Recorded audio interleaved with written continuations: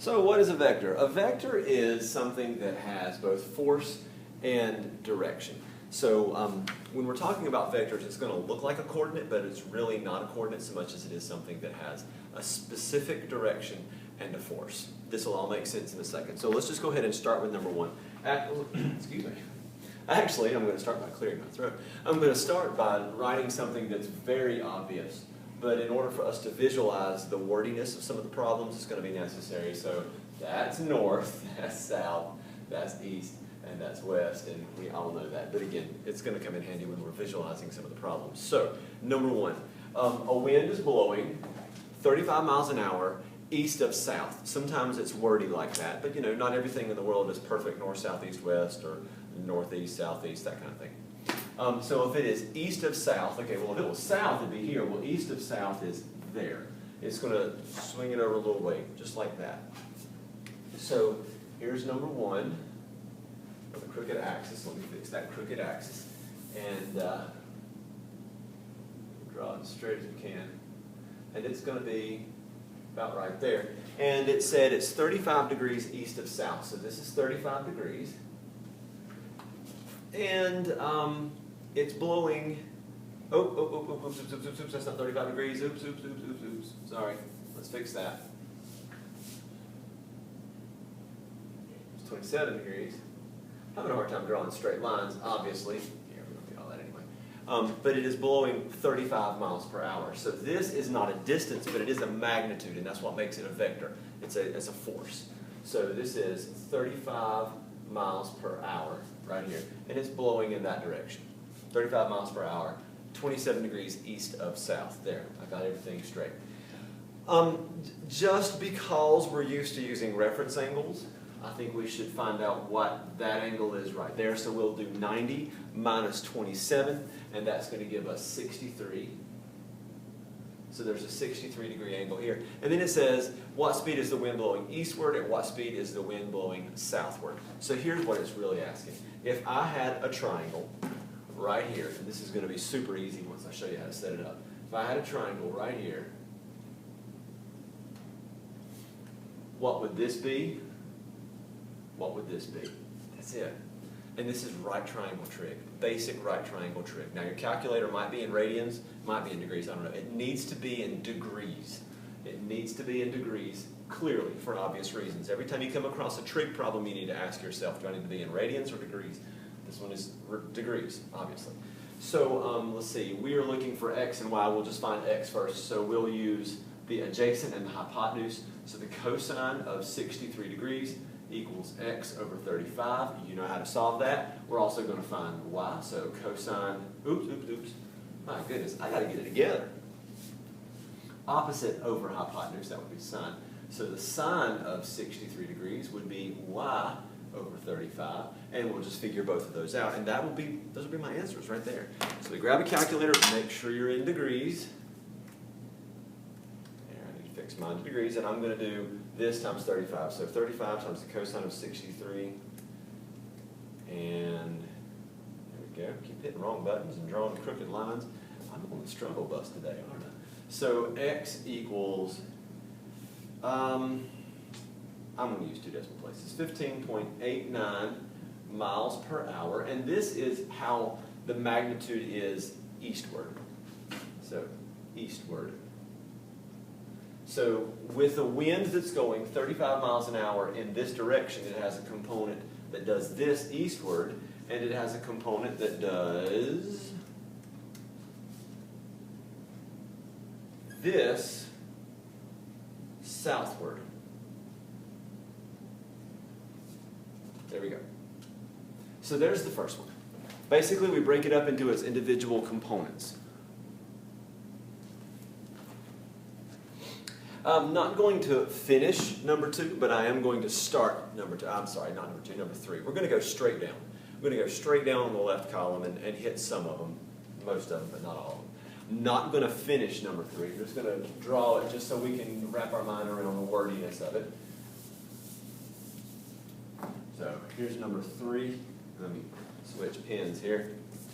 A wind is blowing 17 miles per hour, 47 degrees west of north. So number 3. Okay, if I'm west of north, well, I could be north, but I'm not north, I'm west of north. So it leans this way. That is our wind, and our wind is going 17 miles per hour. This is not a length, it's a force, and that's what makes this a vector. It's something with force and direction. So 17 miles per hour in this direction. However, it looks like distance, and we, in a sense, in our work, treat it like distance because we need to find some stuff in this triangle. I'm not going to finish this problem. This one's up to you, but I will write a couple more things. If it's 47 degrees west of north, then this angle is 47. We will subtract that from 90. That will give us a 43-degree angle here, and that's all I'm going to say about number 3. We're going to jump straight down to number 5.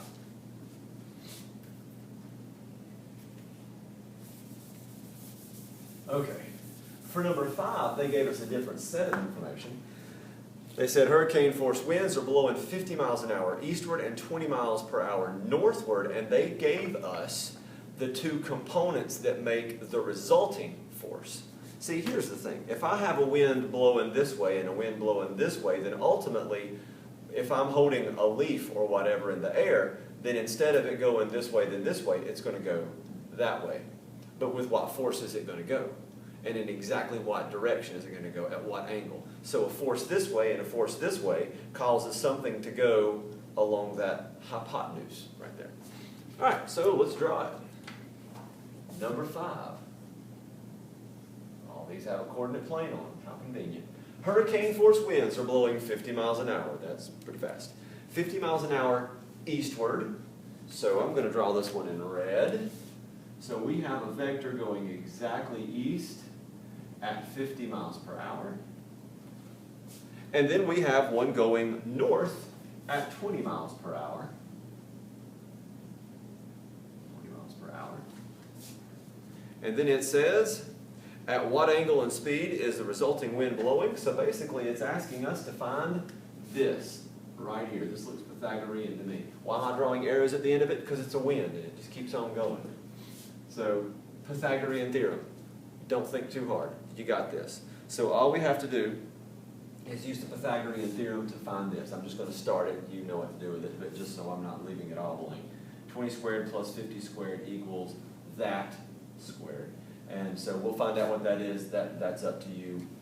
There you go. However, we also need to know that angle. We've done this. This is right triangle trig. It's really not that hard. So we know the opposite and the adjacent, and actually we know the hypotenuse once we finish this, but we'll just stick with what we know here. Opposite and adjacent is 10, so the tangent of theta equals 20 over 50, and we just grab our calculator. We're looking for the measure of an angle, so we'll do an inverse tan. Inverse tan of 20 over 50, or 2/5. That is 22 degrees. I'm going to round to the nearest degree, so 22 degrees. Okay, great. So let's answer the question in a sentence. At what angle and speed is the resulting wind blowing? So it is blowing 22 degrees north of east. However, it is my understanding that most of the time when people are talking about the way the wind is blowing, they'll use north and south as a reference, which goes against our idea of reference angles, which use east and west, and it would be the distance from the x-axis. Let me put that in English for you. What I'm really saying is that if this is a 22-degree angle right here, that's fantastic, but what they really care about, they being meteorologists and people that would write this out and say it clearly, they would use north and south as a reference, and they would say instead that this is 68 degrees. So we're going to say it's 68 degrees east of north with, I misspelled a 4-letter word, with, that's terrible, with mile per hour winds, and I'm not finishing that because that's this answer right here. It's with whatever that is. Pythagorean Theorem, you got it. Okay, so there's the 5th one, and it's all the stuff we've been doing, we're just sort of putting it all together. And now we get to a tricky one. Okay, you ever play tug of war? You take a rope, and you pull, and that's it. And the strongest force is the one that pulls all the other people. So the purpose of the game is to have the most force in your direction, and it pulls people in your direction. So if we're doing a two-way tug of war, then we'll have one going this way and one going that way. And then the resulting force is going to be the direction we go. Like 100 pounds of force here, pounds, by the way, is also a way of measuring force. It's not just weight. So 100 pounds of force this way and 80 pounds of force this way. Well, we're going to go that way with 20 pounds of force. Let me say the numbers again. Somebody pulling 80 pounds of force this way, 100 pounds of force this way. This one's going to win, but this one's going to be pulling the rope with an ultimate value, a net value of 80 pounds of force. Well, what if we have three-way tug of war? What if there is a rope that goes in three directions, which I actually have in my classroom? What if we have a rope that goes in three directions and we all are pulling in three different directions and we have three different forces? Where is the middle of this rope going to go, and what angle and direction, which is the angle, and with what force? And that's what the seventh problem is. So Victor, Brody, and Zach are playing three-way tug of war, and we're going to draw this whole thing out. So right now we're not dealing with north, south, east, and west, but it still is on a coordinate plane. So here goes 7. This one's going to get a little bit tricky. It's not that bad. By the way, Victor, Brody, and Zach are students that I taught. Just use their names and didn't change the names on the worksheet. Okay, so Victor and Brody are pulling opposite each other. I'm going to put Victor here and I'm going to put Brody here. So let's put Victor, which means he might win. Well, he has the most force too. Victor is pulling this way. We'll switch colors just for contrast. Victor's pulling this way at 120 pounds of force. And Brody is pulling to the right at 100 pounds of force. Technically, that would be a little bit shorter if we're really going to do it correctly. That arrow is a little bit shorter, but the numbers sort of imply that anyway. So there's Brody. And there's a third guy, his name is Zach, and we're going to talk about him in a second. But just really quickly, to review, if this was just between Victor and Brody, who would win? Victor. What's the net force? 20 pounds to the left. Because technically that's negative 120, and that's positive 100. Negative 120 plus 100 is negative 20. We're going in that direction. Well, we got Zach, and he's pulling too. So Zach's pulling down here at 105 pounds of force. So now what's going to happen? Oh my goodness, I don't know. Where is the middle of this going to go, and with what force? Let's figure it out. And here's how we're going to do it. We're going to use some polar coordinates. Polar coordinates, again, are different from rectangular coordinates because we're going to go out and around. Now, with this one, we could just go ahead and say, well, you know what, these all land on an axis, so we're good. For the sake of doing the other ones, we're not going to treat this one this way. So let's just list 3 people. We're just going to go around this way. So here's Brody. Here's what happens with Brody. Brody's radius is 100, and his angle is 0. He goes out 100, and he doesn't move at all. If we're treating this like a polar graph, go out and around. Okay, let's talk about Victor. Victor goes out 120, and then to plot his point on a polar graph, we go around 180 degrees. We can see that because he's over here. By the way, this is going to be r comma theta. We're in degrees right now, not radians. Okay, Zach is 105. Notice that I went out this way, but then it swings all the way around 270 degrees. Okay, this is super duper easy. We would convert these from polar to rectangular, but these are super easy because they're laying on an axis. So what I have right now is polar, and I'm going to convert it to rectangular.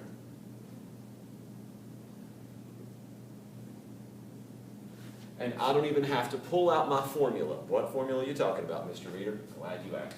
I'm going to leave this up here for the next problem that we're going to do. R equals, sorry. X equals R cosine theta, you've seen this, and Y equals R sine theta. That's going to come in handy later. Right now, it's irrelevant. I mean, I could use it, but since everything lands on an axis, I don't need to even think about it like that. So, 100, comma, 0 is that one. 120, negative 120, comma, 0 is that one. It's just a regular coordinate. And this is 0, comma, negative 105. That's what we have so far. So, here we go. If I want to know the resultant force, I add. Remember a second ago when we ignored Zach, and all we did was negative 120 plus 100? Well, now we're going to add them all together. So, add. Add all three of those right there. 100 plus negative 120 plus 0. That's negative 20. All right, 0 plus 0 plus negative 105 is negative 105. There we go. That is a rectangular coordinate. But when we read the problem carefully, it says, what direction is the center of the rope moving and at what force? That doesn't answer my question. That does not answer my question at all. So let's tinker with it a little bit more. We're almost done. This is a rectangular coordinate. I don't need to go out and around. I need to go negative 20, negative 105. That distance right there is negative 20. That right there, negative 105. Technically it's positive if it's a distance, but since I'm plotting a point, we'll treat it like it's negative. Okay, so what's the resultant force? Let's find out. Here goes. Right there. And what's the direction? Right there. Same thing we just did on number 5 when we were dealing with the hurricane force winds. We had one going one way and one going another. Well, now we have a force of 20 and a force of 105, and we're going to find out what that is. We'll use the Pythagorean Theorem, and I will finish this one. So if I want to know that force right there, we'll call it C because it's the hypotenuse. We would say that it is 20 squared. If it's positive 20, negative 20, doesn't matter. 105 squared equals C squared, and we'll find out what C is in just a second. Let me grab the calculator. Actually, I'm not going to grab a calculator. I'm just going to go ahead and use what I had last semester. 106.89. And technically, I'm going to put my units with it. Probably should have had those all along. But that's 106.89 pounds of pressure, abbreviated LBS. 106.89 pounds of pressure going in this direction. In that direction? What do you mean that direction? What direction? Glad you asked. Let's find out what that angle is, and it's the same thing we've been doing. So, tangent, probably can't see through my head, can you? Tangent of theta equals 105 over 20. They're both negative, so why even put it? Find out what the inverse tangent of that is. I got a 79-degree angle. 79-degree angle. Okay. What we have is correct, but we're going to write it as a sentence, and we're going to make sense of the whole thing. Even though this is a 79-degree angle, in the grand scheme of things on the entire coordinate plane, it's not a 79-degree angle. It's a 100 plus 79-degree angle. 180, 180 plus 79, and 180 plus 79 is 259.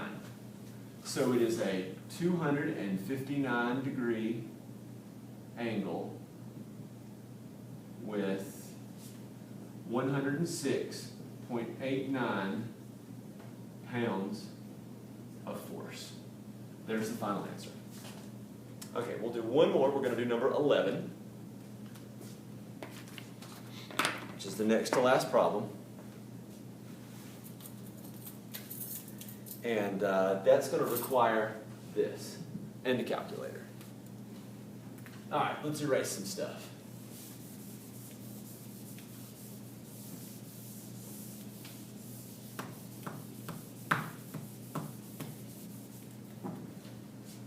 Okay, Three forces with those magnitudes act on an object at those angles respectively. The word respectively, looking right here, the word respectively means in that same order. So let's just draw it. Number 11. Draw them in red. When we draw it, we're going to have to label them in that same order. So 75 pounds, 100 pounds, and 125. My tie is not straight.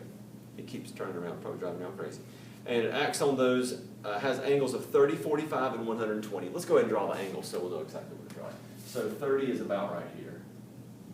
That's a 30-degree angle. And there's some force right there. And there's a 45-degree angle. And there's a force on that one. It's 45. And then 120, yeah, 120.